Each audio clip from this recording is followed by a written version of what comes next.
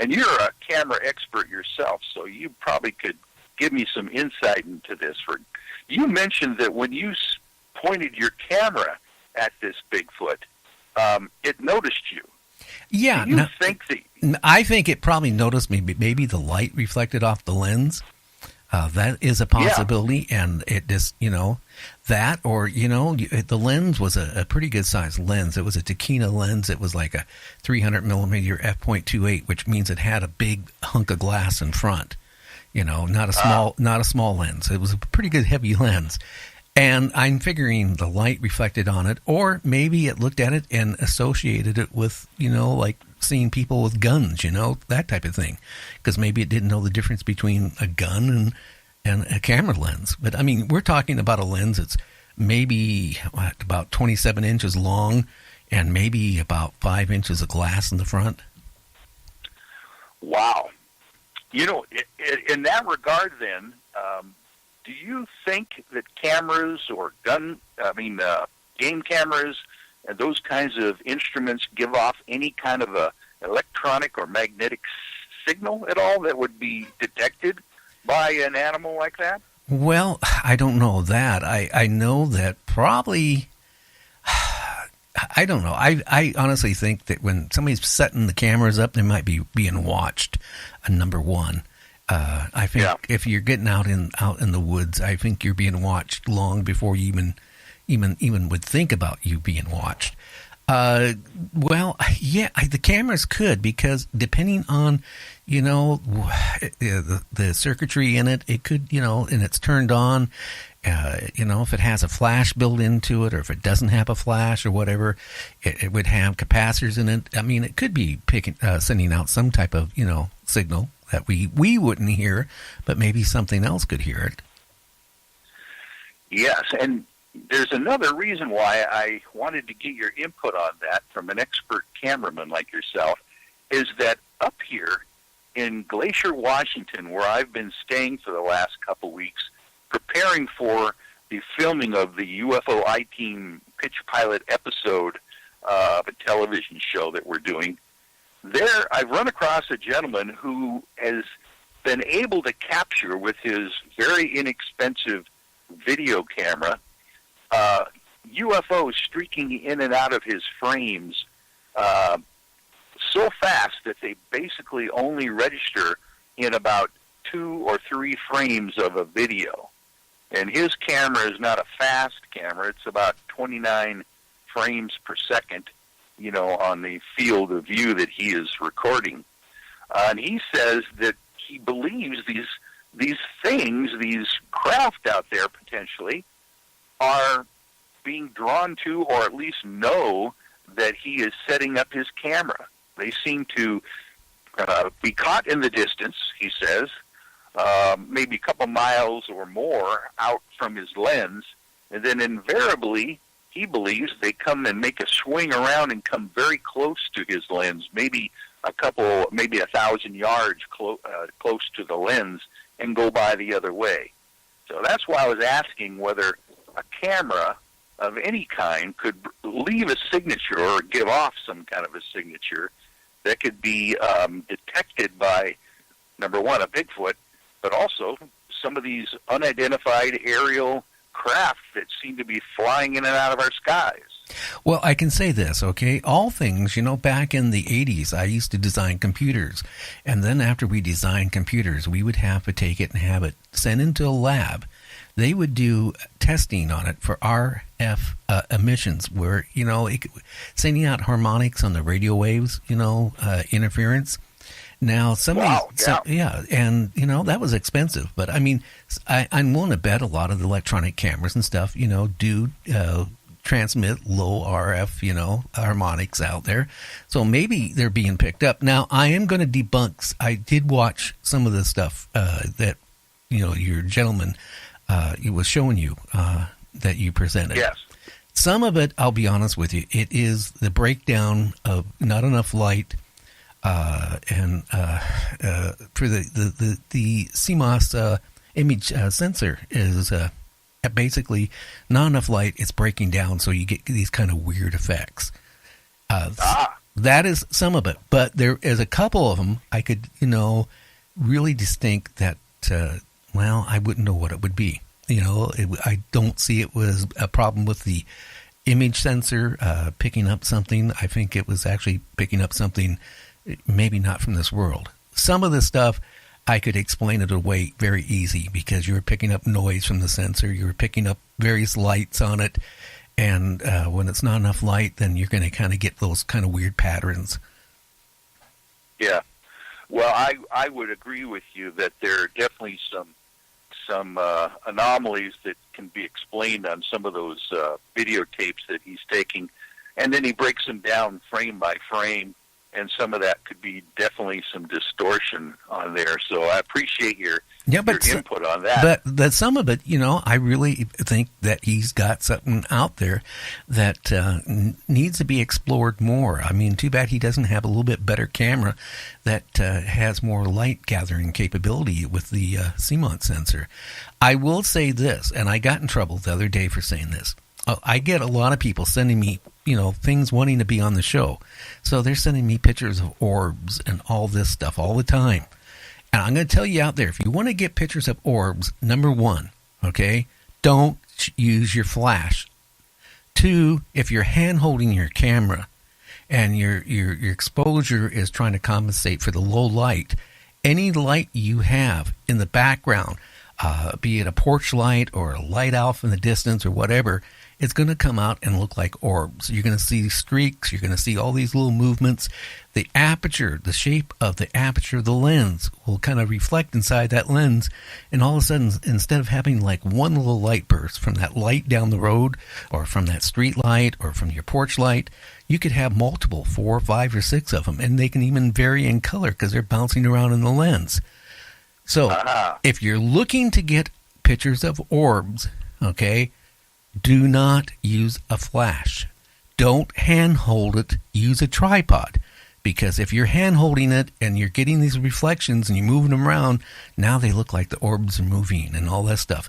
And I'm not trying to blow people away. I just, I've been in photography even before I got my big mouth to be in radio.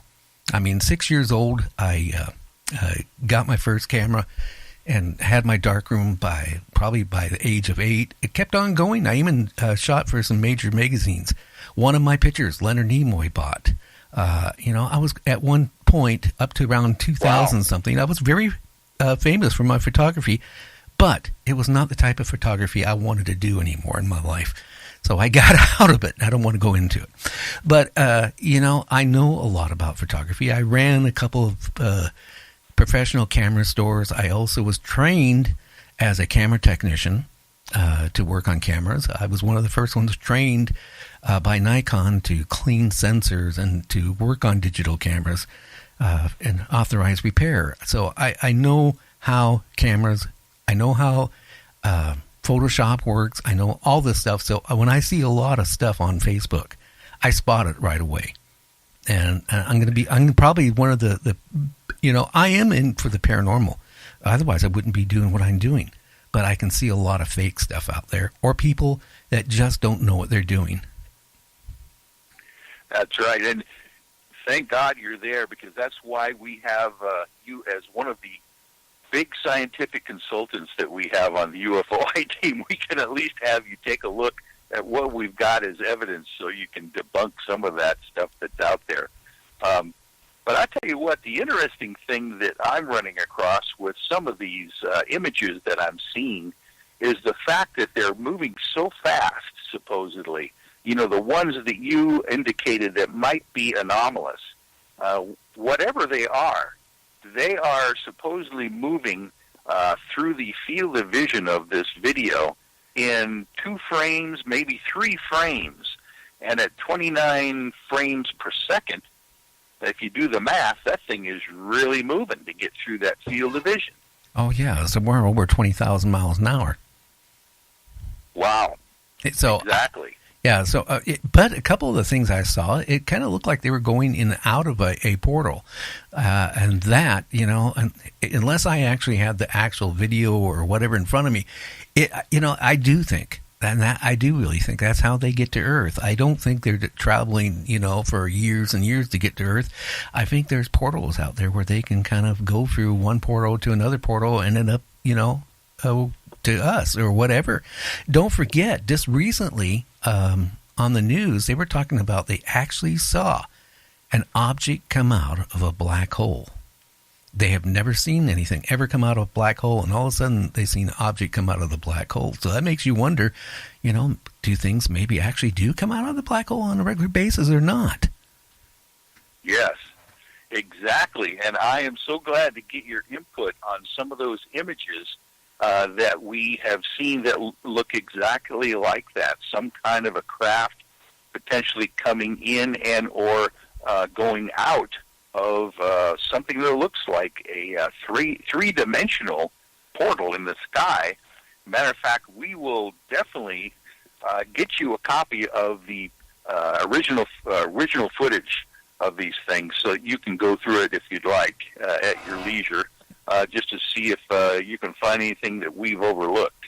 Oh yeah, I don't mind. Like I said, I watched it, but what he was presenting, some of it I could explain away. A few things of it I couldn't explain away. I looked at it and I'm going, well, like I said, I really think they're going in and out of a portal, and I think he's catching it. And I think I really think, going back to around the early 2000s, when we at the store we imported in Russian optics, infrared optics, and I took one home and was looking at it at night. I got tired of looking at the animals, so I started looking at stargazing, and then that's when I started seeing really strange things, like light streaking one direction, coming to almost a stop, and then going at a 90-degree in a different direction. I don't know any satellite or asteroid or comet could do that. Exactly. And was this, by the way, either ultraviolet lenses, or was this night vision, infrared, or what were you using? It was Russian issued infrared. Wow! What their helicopters used. Right. Well, it is fascinating stuff with the gear that we have, the night vision photography, the stop action, the ultraviolet lenses that we use. There is almost any night that we can go out to find clear skies, there's anomalous activity we cannot explain.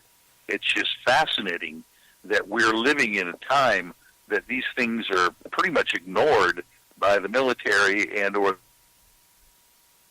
like us or anybody can go out, and if they have enough patience and a little bit of technology, they can pick these up. Well, you could go out there for years, like, we used to sell professional telescopes, the big ones, and all that stuff. And I can be honest with you, I'd take them home and I'd play with them and look at the stars. I never saw anything strange, But, like I said, when I took that infrared home, and then I stargazed, I started seeing a lot of things. So much so, like the next day, I told one of the guys that ran over in Puyallup, they have an observatory. I told one of the guys that run it, and next thing I know, they were all buying them and ordering them from me because I let them take a pair home for a couple days. They stargazed, and they came back with the same thing. They're seeing things that they never saw with their big telescope. Yeah. Yeah, that's the thing with a telescope. No matter how powerful it is, it's just a fixed spot. So the odds of anything coming across that one spot that you're looking at, one limited field of vision, at the exact time that you're looking through the lens is very minimal. As a matter of fact, we have a couple people on our team who have excellent vision, and they basically use their peripheral vision to scan the entire night sky and be able to catch things that are anomalous. And then, of course, we will use the laser pointer just to point it out and be able to zoom it in with our equipment. But there are folks out there that have that kind of capability of picking things out of the night sky that don't belong there. Well, I will say this. I'm going to give everybody a big warning. Okay, if you're out there at night looking for a UFO, I've had people say that they got a real high-powered laser, right? So they're going to point it at what they're seeing and flash it and all this stuff. Little quick story. When I was a